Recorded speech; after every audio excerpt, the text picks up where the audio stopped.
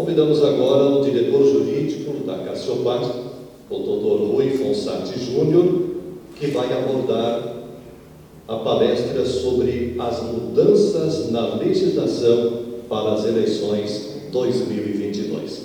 Senhor Rui, por favor, bom dia, seja bem-vindo.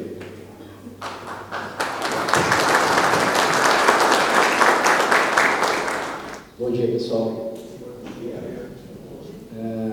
Quero agradecer novamente o convite, presidente, para estar falando sobre algumas mudanças em números e agradecer ao presidente aqui pelo espaço. Mas eu acho que é um tema que eu gosto, trabalho nisso há mais de 20 anos e a gente está num período bem importante, que é o período das eleições. Não é uma coisa tão simples, mas o tema que eu vou tratar aqui é um tema bastante complexo, técnico. Eu até tinha feito a análise aqui de São Miguel, número de votos, quociente eleitoral e tal, e daí veio o presidente da Câmara aqui e eu falei, eu acho que eu vi de outra cidade, porque eu não achei esse nome na urna, não achei esse nome na relação. Aí eu perguntei para o presidente aqui, será que ele não tem um apelido? Não tem um apelido.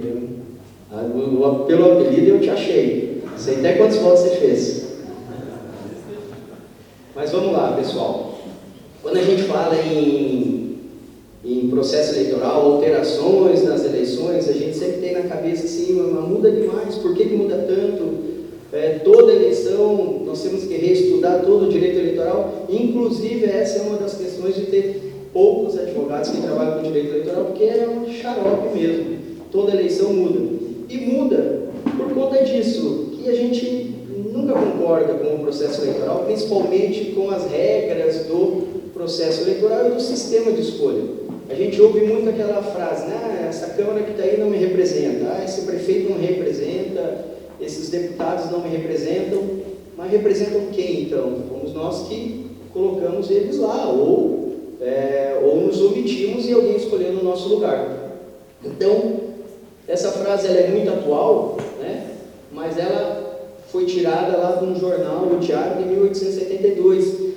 Então, esse inconformismo nosso com a legislação e com o processo vem de muito tempo. E tem, assim, alguns aspectos históricos. Eu sempre coloco isso, qualquer tema que eu vou falar de eleições, eu gosto de relatar isso, porque é para a gente ter um resgate de como as coisas aconteceram. Se você for pegar na República Velha, ou na Primeira República, de Prudente de Moraes a Washington Luiz, as eleições do Brasil todas foram fraudadas. E ganhava, não quem fraudava, ganhava quem fraudava mais.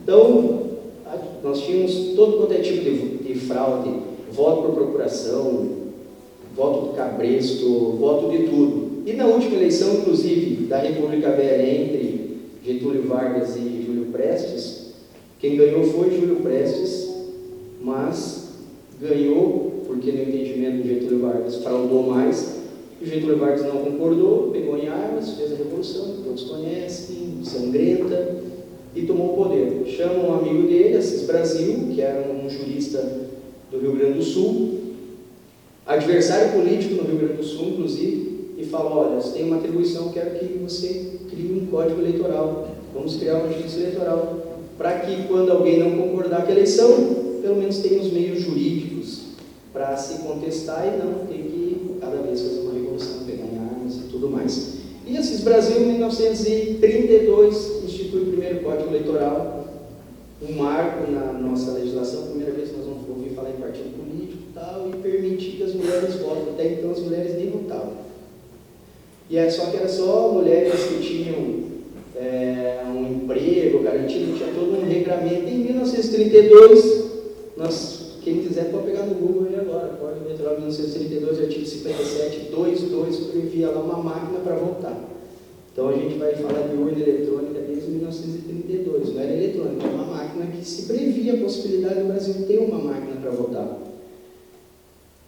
37, Getúlio Vargas institui o Estado Novo, extingue a Justiça Eleitoral que ele mesmo criou, extingue partidos políticos e tudo mais, ficamos até 45, até quando ele foi deposto, e aí cria-se um novo Código Eleitoral novamente. Em 1965 se estabelece o Código Eleitoral em vigor até hoje, em 1965. E eu falo isso porque o Código Eleitoral de 65 ele já previa os sistemas eleitorais que a gente ia escolher para que pudéssemos eleger as pessoas que nos representam. Sistemas eleitorais nós temos em tudo. Aqui na Ação Comercial nós temos uma forma de eleger o presidente, lá na CIT em Toledo, no Cascavel, na Cassiopar, na OAB, em qualquer lugar nós temos um sistema que a gente cria. Isso é uma ficção, como que a gente vai eleger os nossos representantes. E no Brasil nós temos dois sistemas eleitorais. O majoritário, que quando é que você precisa eleger uma pessoa só, ou no caso de senador duas, é simples. Então, prefeito, governador, presidente da República e senador, a gente utiliza o sistema majoritário. O que tem mais voto está eleito. É um sistema simples. E tem muitas pessoas que acham que para o legislativo deveria ser usado esse também, e eu vou tentar convencer vocês que não, que o nosso sistema é o certo, mas é um sistema extremamente simples. Tem mais voto, está eleito. Em cidades, como todos sabem, acima de 200 mil eleitores, e obviamente em todos os estados, e a federação tem mais do que isso também, tem segundo turno. Cidadão mais bem votado, que não fez mais de 50% dos votos, mais um, nós vamos ter o segundo turno com os dois melhores colocados. Cidades como a grande maioria, que são as nossas, aí tirando Cascavel, que tem segundo turno, as nossas não. Então, mesmo que a pessoa não tenha 50% dos votos, mais um, ela está eleita. E muitas vezes essa pessoa tem 20%, 25%, 30%, ou seja, 70% da população muitas vezes não queria aquele representante, mas é o nosso sistema majoritário para eleger prefeito, governador, senadores e presidente da República. E nós temos o sistema proporcional. O nosso, no Brasil, sistema proporcional de lista aberta.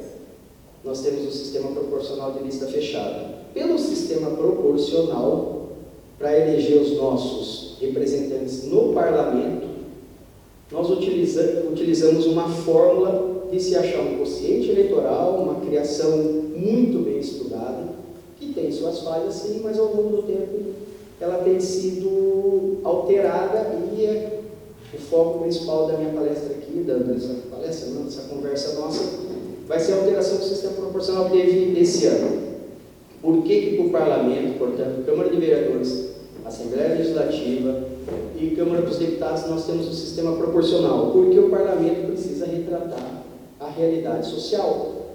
A nossa sociedade não é feita só de empresários ou só de pessoas brancas, ou só de homens, ou só de mulheres, ou seja, a sociedade ela é heterogênea e, portanto, faz sentido do parlamento também ser heterogêneo. E, principalmente, a sociedade não é formada só por maiorias, a sociedade é formada também por minorias.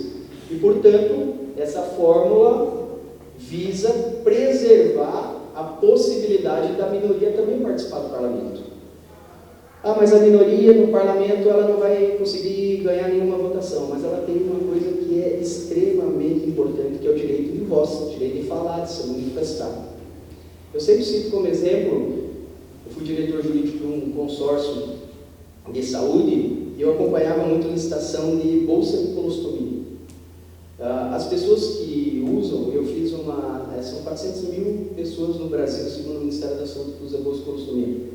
Só a pessoa que usa aquilo sabe da dificuldade que é. E quando a gente vai fazer uma licitação no setor público, o que a gente tem que comprar? Mais barata. Aí a mais barata, ela não gruda direito. Aí ela inflama, aí dá mau cheiro. Então, uma pessoa dessa, nós podemos ficar aqui semanas discutindo sobre isso, mas é só ela que vai saber a dificuldade dela de usar aquilo lá. Então, será que claro que é um exemplo aqui muito simplista, mas será que essa minoria não é interessante? Nós temos uma fórmula de preservar que uma minoria dessa faça parte de um parlamento e ter minimamente direito de voz, de se colocar, de falar. Então, nós usamos o sistema proporcional para formar nossas câmaras de vereadores. nossa Assembleia, nossa Câmara. Aqui em São Miguel foram 16 e pouco mil votos válidos. Nós temos 9 cadeiras no Parlamento. Para se achar um quociente eleitoral, então, usando o exemplo de São Miguel, nós faríamos 16 mil votos válidos, dividido por 9 cadeiras, vamos achar um quociente eleitoral. Eu trago aqui um exemplo prático, que na eleição agora vai ser a eleição geral, do que aconteceu em 2018. Então, como que a gente faz o cálculo do sistema proporcional? Nós vamos pegar o total de votos válidos para deputado estadual. Nós vamos ver que o total de votos válidos para deputado estadual é diferente do deputado federal, e é óbvio que seja, porque nem todo mundo que votou para estadual quis votar para federal, anulou o voto e tudo mais. Nós vamos ter que achar um quociente eleitoral. Então, nós vamos pegar o total de votos válidos, quantas cadeiras nós temos a preencher na nossa Assembleia Legislativa aqui do Paraná, 54. Nós fazemos essa divisão e nós achamos esse número aqui, 105 mil votos. Esse 105 é o quociente eleitoral. Como que nós vamos saber quem vai se eleger dentro de cada partido? Como eu falei, o nosso sistema proporcional é de lista aberta. Tem o sistema proporcional de lista fechada. Eu vou explicar a diferença dos dois. Quociente eleitoral 105. Essa coligação, em 2018, permitia que se tivesse coligação da eleição proporcional. Não se permite mais. Então, essa eleição vai ser a primeira para deputado que não se permite coligação para a eleição proporcional. Nós já tivemos isso na eleição passada, em 2020, para vereadores, foi a primeira eleição sem coligação na eleição proporcional. Os partidos tiveram que performar sozinhos. O presidente se elegeu pelo MDB. Então, o MDB teve que fazer lá tantos quocientes, aqui é 1.700 votos, para eleger um. E aí, depois, no cálculo das sobras, se ele tem uma maior média, vai eleger o segundo, mas é sozinho, e agora vai ter que ser também. Então, essa coligação fez 1.362.031 votos. Nós precisamos já achar agora um quociente partidário. Eu sei que esses nomes são xaropes, mas a gente vai chegar no nosso objetivo lá. Pega o total de votos, divide pelo quociente eleitoral, nós vamos achar um quociente partidário, 12,91. O 91 a gente ignora, e esse quociente partidário, então, 12. Essa coligação vai eleger 12 deputados. Portanto, tantos quantos quocientes eleitorais o partido fizer, 1.300 dividido pelo número do quociente, ele vai eleger, essa coligação de cara na primeira divisão, elege 12 deputados.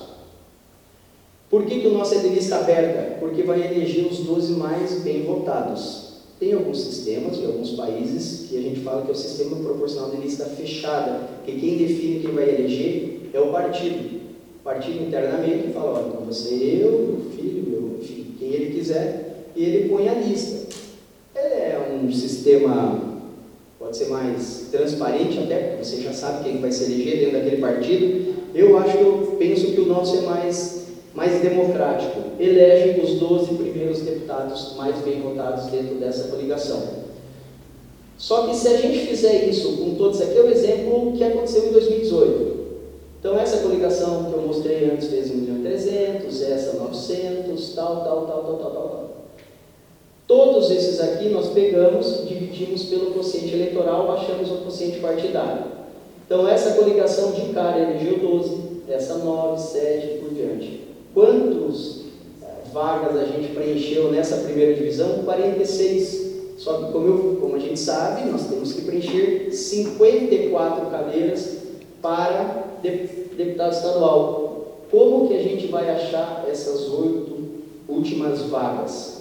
Então, é o que a gente chama de cálculo das sobras, né? Vulgarmente falando. Vai eleger o partido que tiver a maior média, mas como a gente faz o cálculo dessa média? Nós vamos pegar o número total de votos válidos, dividir pelo quociente partidário, você viu aqui no primeiro exemplo que eu dei, era 12, mais 1.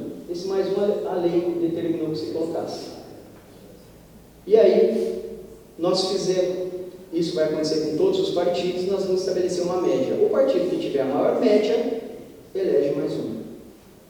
Ok? E aí aqui, depois eu explico essa outra parte. Então o cálculo é esse mesmo, claro que nós não vamos passar essa planilha, mas vamos lá.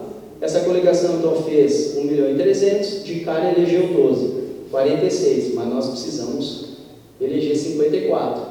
Então nós vamos pegar 1.300.000 dividido por 13, 12 mais 1, que a lei determina, e nós vamos estabelecer uma média. Então essa é a primeira média de todos os partidos. Qual que é a maior média aqui? Coincidentemente, foi essa daqui. Então esse partido elege mais um. Então esse é o cálculo das sobras que a gente fala. E aí, essa média que era 104 virou 97, por quê? Porque agora nós vamos pegar esse 1.300.000 dividido por 13 mais essa vaga. Então a média, no segundo cálculo, ela diminui. Claro que aqui continua a mesma, porque dividiu aqui por 10, aqui por 8, aqui por 4. A segunda maior média é do PT aqui. Então ele vai eleger mais um. A terceira maior média aqui. E nós vamos fazer esse cálculo das médias, estabelecendo qual que é a maior média até eleger os 54 deputados. Por que isso é importante a gente saber? É meio chato, não, é chato pra caramba isso daqui. Mas nós estamos num processo que tiveram algumas alterações importantes e que a gente precisa entender minimamente isso daqui para a gente saber escolher em quem a gente vai querer votar. O mesmo exemplo para deputado federal no Paraná, foram 5.700.000 votos. A gente lembra que para estadual foi 5.600.000. Paraná tem 30 vagas para deputado federal. Então nós vamos fazer o mesmo cálculo, achar o quociente eleitoral para deputado federal. Essa coligação efetivamente foi a que mais fez, 1.700.000, divide pelo quociente partidário 8,5. Então essa coligação elegeu 8 deputados nessa primeira divisão. Da mesma forma que a anterior, nessa primeira divisão aqui, todas essas coligações fizeram 25. É difícil coincidir nessa primeira divisão com as vagas. Nem para vereador, nem para deputado estadual federal se consegue. Então aqui faltam 5, nós vamos estabelecer 5 médias. Mesma coisa, esse dividido por 8 mais 1 estabelece essas médias. A maior média vai elegendo cada vez mais até achar os 30 deputados federais. Como eu disse, nessa eleição não temos mais coligação. Os partidos vão ter que performar, fazer votos sozinho para estabelecer minimamente o quociente eleitoral para eleger os seus deputados. Mas para essa eleição nós temos uma regra. O que acontecia? Voltando aqui. Então aqui, essa coligação aqui tinha um tiririca da vida. Então o tiririca fazia 600.000 votos. O quociente eleitoral era 191, portanto, só ele fazia 3 quocientes eleitorais sozinho e ele levava mais 2 pessoas junto. O filho do Bolsonaro fez 1.800.000 votos. O Celso Russomano, Joyce Hassmann, vários outros. O Enéas, em 2002, fez 1,5 milhão e elegeu um deputado federal com 270 votos, se não me engano. Por quê? Porque os puxadores de votos, eles eram atraídos para alguns partidos e eles sozinhos faziam vários quocientes eleitorais e não importava, ele ia eleger os 6 melhores votados, os 5 melhores votados e muitas vezes não tinha nenhum muito bem votado, mas estava eleito. Essa era uma distorção do sistema proporcional de lista aberta, que foi corrigida. Agora, com essa regra, que vai se estabelecer pela primeira vez. Na eleição de 2020, para vereadores, nós tivemos já a implantação do fim das coligações, mas essa regra não existia. E eu fiz o cálculo aqui de São Miguel, a Câmara de Vereadores era formada diferente se essa regra tivesse sido estabelecida.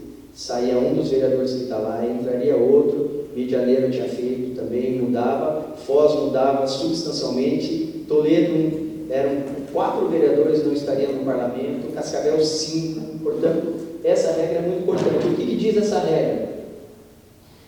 Naquela primeira rodada de cálculos, nessa daqui, o partido fez aqui 8 deputados. ok? Esses deputados não vão ser eleitos se não fizerem minimamente 10% do quociente eleitoral. 10% do quociente, no caso da eleição de 2018, era 19 mil votos. Então, nessa primeira divisão, se o deputado não fez 10% do quociente eleitoral, o partido pode eleger 10, mas se ele não fez, ele não vai ser eleito. Essa é a primeira regra. A primeira regra, na verdade, é do 80, que é o mais importante. Só vai participar da divisão das sobras o partido que fizer no mínimo 80% do quociente eleitoral. Toledo, Cascavel, Foz, na eleição de 2020, que não tinha essa regra, vários partidos que não fizeram 80% do quociente eleitoral, se ele não fez um quociente eleitoral, obviamente que ele não vai fazer nenhum aqui, mas ele participava da divisão das sobras. Hoje não é mais assim. O partido que não fizer 80% do quociente eleitoral não participa da divisão das sobras, e isso muda substancialmente o resultado. Mas a regra principal é essa daqui. E é isso que eu tenho batido bastante para a gente entender como que o processo está caminhando atualmente. O que diz essa regra do 20%? O deputado aqui, vamos voltar lá, esse partido aqui então fez 8, na primeira divisão ele ficou com a maior média, ele elegeu mais um. Esse deputado, nós vamos lá e vamos ver quantos votos ele fez. Se ele não fez 20% do quociente eleitoral, ele não se elege mais. Então não vai adiantar mais o puxador de votos fazer 1 milhão e tantos mil votos achando que vai levar um monte de gente junto, que ele não vai mais levar. Ele vai levar até o limite dos deputados que fizeram 20% do quociente eleitoral. E aqui o quociente eleitoral para deputado federal, como a gente vai ver, vai passar de 200 mil votos. Portanto, a pessoa que não fizer no mínimo 40 mil votos não se elege deputado federal no Paraná. Não adianta a gente receber na nossa entidade, na nossa casa ou no nosso clube social alguém lá falando que vai se eleger com 30 mil votos, 35, não se elege mais em razão dessa regra 20. Então aqui, números, esse número aqui não é aproximado, esse número real que eu peguei ontem no TRE Paraná. Nós temos 8.475.632 eleitores no Paraná. Eu fiz uma média das eleições de 2014 e 2018. Na eleição passada nós tivemos muito voto branco, muito. Eu fiz uma média de quantos votos válidos nós vamos ter na eleição de 2022 e achei esse número. Portanto, esse número aqui, obviamente, que é aproximado. Mas é mais ou menos isso que vai ser. Se nós pegarmos esse número aqui, portanto, e dividir por 54, nós vamos ter um quociente eleitoral para deputado estadual no Paraná, essa eleição, de 111 mil votos. E para deputado federal, vai ser esse número, dividido por 30, que são as vagas que a gente tem, 200 mil votos. Isso aqui não é o tanto de votos que o cara tem que fazer para se eleger, é o quociente eleitoral. Agora, tantos quantos quocientes o partido fizer, é o número de deputados que ele vai se eleger. Agora, lembrando, na primeira divisão lá, o cara tem que fazer 10%. Esse 10% é quase que nós nem precisamos nos preocupar, porque não acontece. Na primeira divisão, só elege os pica mesmo, os caras que fazem um monte de voto. Então, não tem como o cara entrar aí com 10%. Agora, o 20% daqui é o que mais acontecia, porque o quociente eleitoral para deputado federal vai passar de 200 mil votos. Na última vez que a gente conversou, estava com uma projeção de 191, 195, não, vai passar de 200 mil votos. Portanto, o cidadão que não fizer 20% desse número aqui, não elege, porque a lei não deixa ele se eleger, não é nem a gente que está falando, né? Então, o puxador de voto, que era uma excrescência aí do sistema proporcional de lista aberta, ele não tem mais a força que tinha. Nós tivemos aqui o delegado Francisquini, elegeu sozinho, ele fez 4 quocientes eleitorais, foi 100 e poucos mil, foi 104, se eu não me engano, né, que a gente viu lá, o quociente eleitoral, ele fez 400 e tantos mil votos. uma dúvida aí, então, mas vai chegar na segunda divisão lá dos votos que sobrarem lá, dos 20. Tá. Não tiver ninguém com 20%. Aí nós vamos para o sistema majoritário. Eu fiz essa análise, como eu disse, aqui em São Miguel, o nosso presidente se elegia, mesmo com essa regra, fez 644 votos. Fiz aqui, fiz Toledo, Cascavel, Foz, fiz várias cidades, Matelândia, nenhum desses casos, eu cheguei nesses cálculos aqui, até aqui não aconteceu. O que acontece é o seguinte, chega aqui, então vamos lá, o PT fez a maior média aqui, 103, nós vamos analisar, esse cidadão não fez 20%, o PT não elege, cai, ele fica preta a coluna dele, nós vamos para a segunda média, é esse daqui, esse aqui fez, então elege esse, aí nós vamos para a próxima média, esse daqui é a maior média, esse cara fez 20%, não, ignora, ele não participa mais, e vamos para a próxima até eleger todo mundo. Se nós chegarmos aqui e não tiver ninguém com 20%, vai pelo sistema majoritário daí, elege quem fez mais voto, não interessa de que coligação for. Essa é uma crítica ainda que se estabeleceu no meio jurídico eleitoral, porque nós não admitimos sistema majoritário para proporcional. Esse sistema aqui, eu sei, eu vou conversar com a minha mãe lá, ela fala assim, eu não concordo com isso aqui. Eu vi a palestra tua, primeiro eu não entendi nada que você falou. Segundo, tem que eleger quem faz mais voto, e acabou. Esse negócio de... Aí a pessoa fez 500 votos, se elegeu, o cara fez 1000 e pouco, não se elegeu. Claro que se a gente for analisar de uma forma simplista, não deixa de ser verdade. Elege quem fez mais voto. O problema é que de 29 cientistas políticos do mundo inteiro, 3 admitem sistema majoritário para parlamento.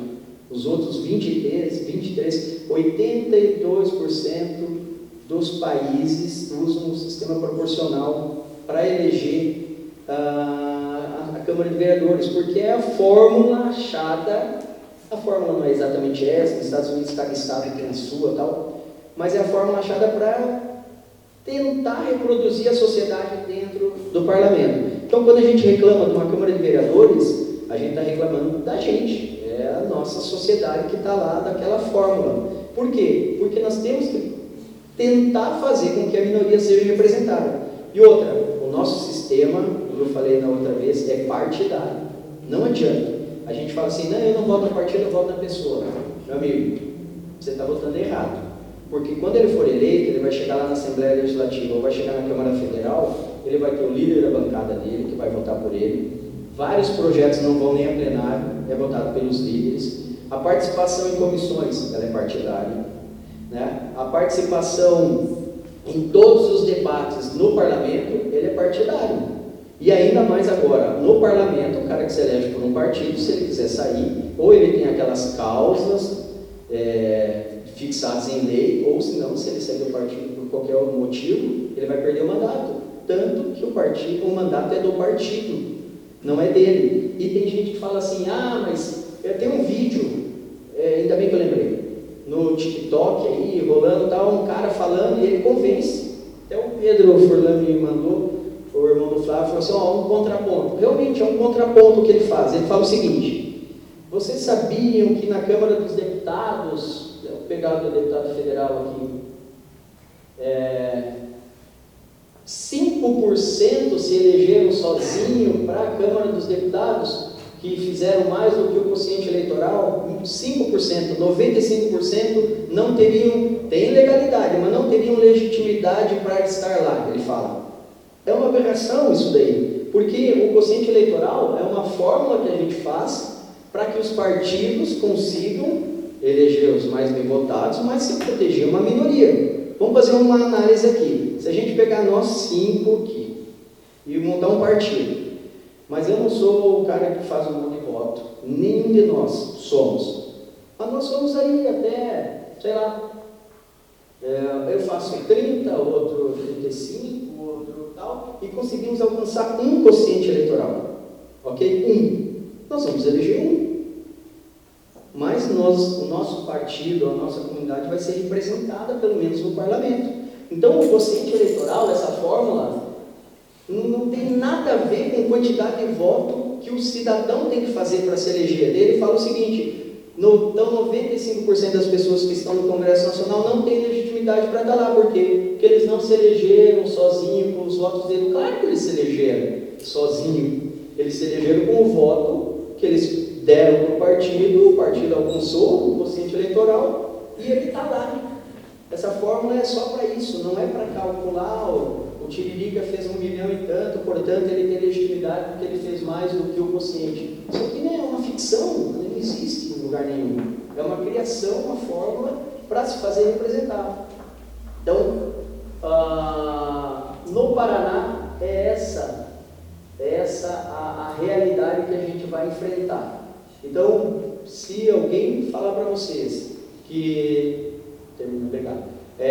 vai se eleger com 35 mil votos para deputado federal, é só se ele estiver num partido que alguém fizer 1 milhão de votos e ele entrar na primeira divisão lá, porque senão não aconteceu isso no Paraná. Tem uma deputada, essa que é candidata a Senado, ela se elegeu deputado federal com 30 e poucos mil votos, lá de Castro, na eleição passada, por uma questão, não existia essa regra e ela entrou na primeira divisão, mas hoje não existe mais. Aqui é o cálculo já, então, o deputado estadual, 80% o partido vai ter que fazer isso para participar da divisão das sobras, e um deputado estadual no Paraná com menos do que isso aqui, na minha visão, não tem como se eleger. E deputado federal, se o quociente for esse, o partido tem que fazer minimamente isso para participar da divisão das sobras e um deputado federal para se eleger. Pelas sobras, coloquem isso aqui entre aspas, porque sobra é uma palavra que nós criamos, né? E para finalizar, eu gosto dessa frase, porque assim, por que a gente tem que saber tudo isso daí? A Cassiopar está participando de uma campanha extremamente importante, as demais entidades também, que é o voto, não é o voto útil, mas o voto de pessoas que representam a nossa região. Nós vivemos uma região tão importante, tão rica, né?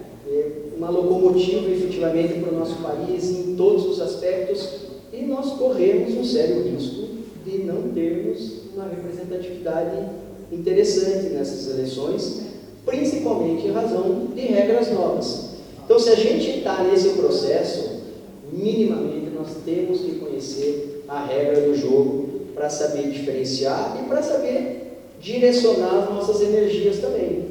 Porque uma região que nem a nossa, sem representatividade, eu não analisei quantos candidatos tem em Foz, mas Toledo passa em 16,